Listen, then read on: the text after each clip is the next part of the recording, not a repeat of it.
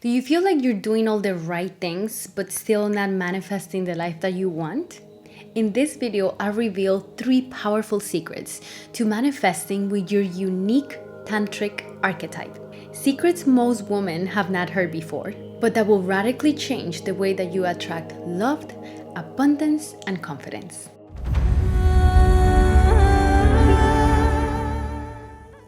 Welcome to the Venusian Academy. My name is Silvana and I help women transform their wounds into power with my method, Venusian Tantra. Secret number 1. You must embrace your inner Lilith. Your inner Lilith is the wild woman within. This is the part of you that did not subjugate to the patriarchal control, that do not subjugate to the societal standards, to culture, to your family, to all of the externalized factors that try to submit you into a box. The woman in you that did not submit to shame. She is the key to your freedom and your liberation. In order to understand how we embrace Lilith, we have to understand who is Lilith. So, Spark Notes version of this is Lilith was Adam's first wife, and there's a few myths around it. You have the one that's in the Torah, and she's considered a demon, and whenever you dive into her mythology, there's a lot more than that, obviously. But Lilith was Adam's first wife, and whenever Adam demanded that she subjugated, like I said, there's many myths. One says it's like he wanted her to be in the bottom during sexual intercourse. Another one is that she needed to submit to him and his demands, and she said no. And the reason why she said no is because she felt like they were equal and that they were both created in the image of God, not just him, but both of them. So this angered Adam, and he told God about it. The woman you've made for me, she is not submitting to me.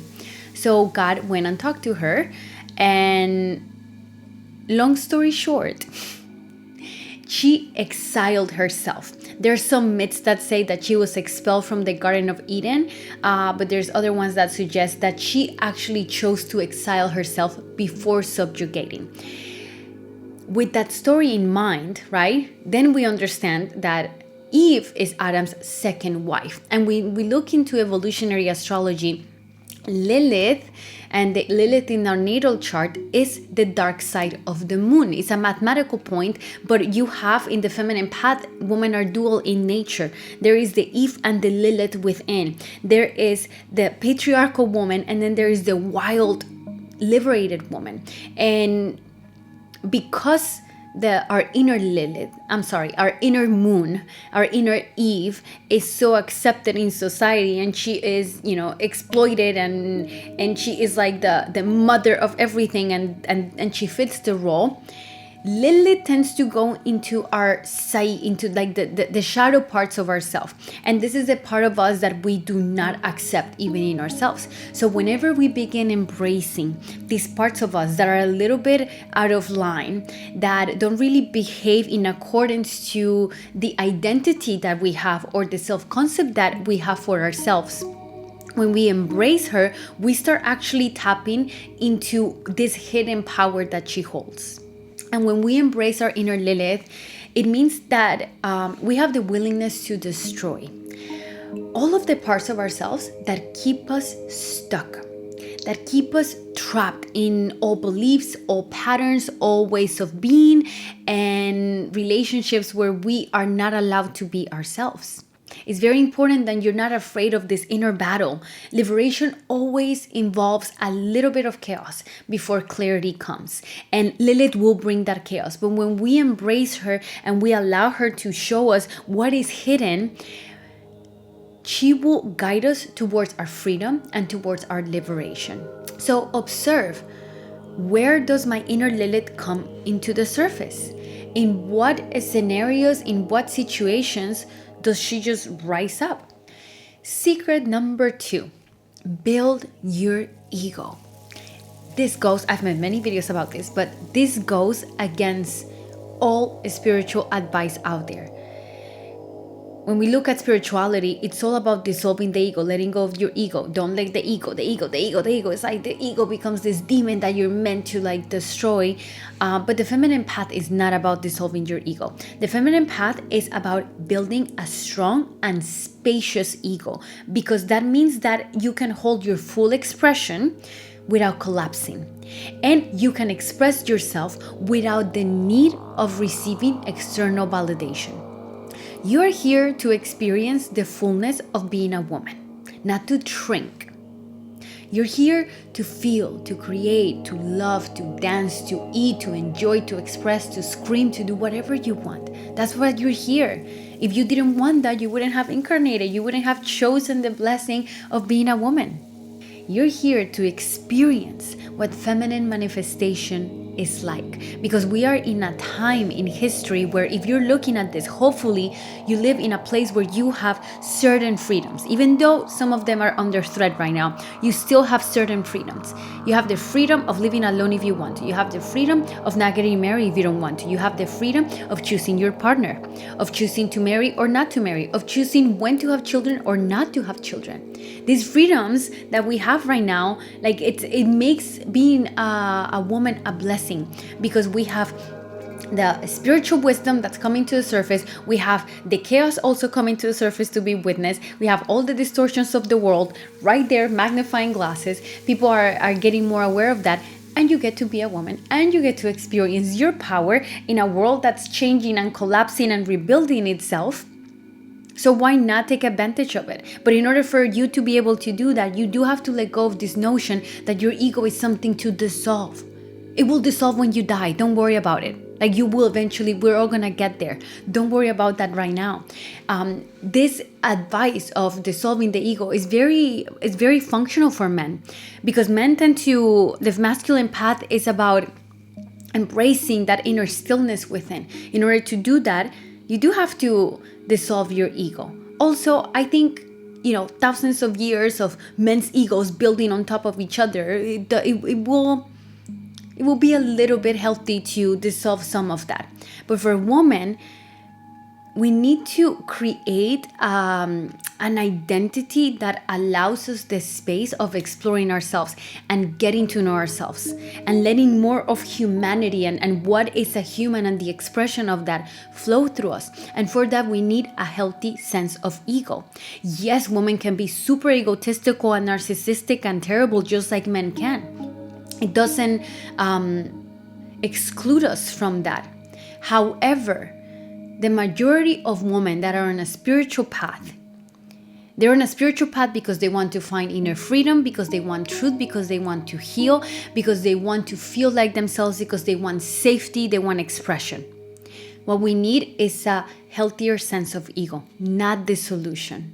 Do not dissolve your essence. Turn it up. Turn the volume up. Let it in. Okay, secret number 3. Reclaim your power. Feminine empowerment is active, not passive. Power is not something that you just receive softly and gently.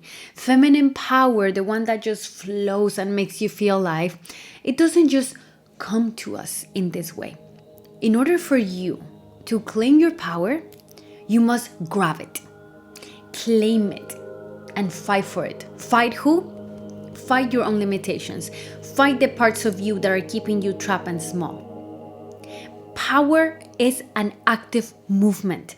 Feminine empowerment does not come in a meditation cushion when you're just witnessing all of you. Feminine power comes from the embracing of life.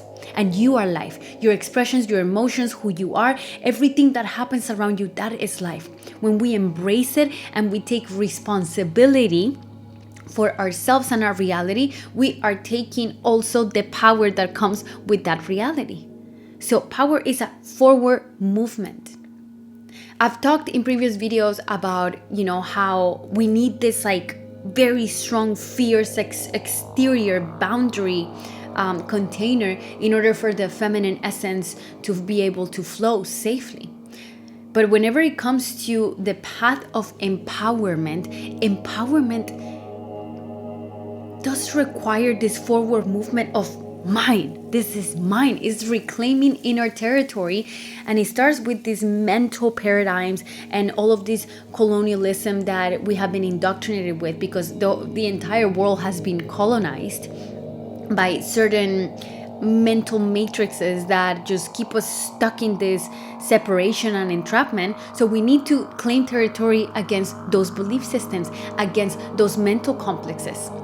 This is a reclamation of territory, and it's not the physical land per se. It starts with the self. Everything that we want to see externalized in the world must begin with us. So it's important to take a look at the part of us that maybe is hesitant to grab onto it, because that is the part that we need to encourage. Come on, you can. This is yours. This belongs to you. This is your essence. You have sovereignty. You get to choose your life. You get to choose your spiritual path. Feminine empowerment means reclaiming your mind, your soul, your sexual energy from the systems that want to control them. When you win the inner battle, your outer world will rearrange itself in order to match that inner victory you just experienced. This is about reclaiming inner territory. Only then you can soften and embody the divine feminine in all of her colors. When you integrate these 3 secrets into your life and you live by them, you become a high voltage woman. A woman that is magnetic, passionate, and confident. A woman that electrifies her life and the life of those around her. A woman whose words inspire, enlighten, and bring life, not only into herself, but into the people around her. She becomes the embodiment of feminine power. But feminine power must be well contained. When you become a high voltage woman, manifestation becomes effortless. And this happens because you're finally aligned with your true power and your true essence. Without distortions, energy can flow. If you're ready to manifest with your power archetype and become a high voltage woman, then I would love to invite you to join my free workshop, Activate Your Power Archetype. The link is in the description box below, and this is your invitation to step into the fullness of your power. I'll see you next time.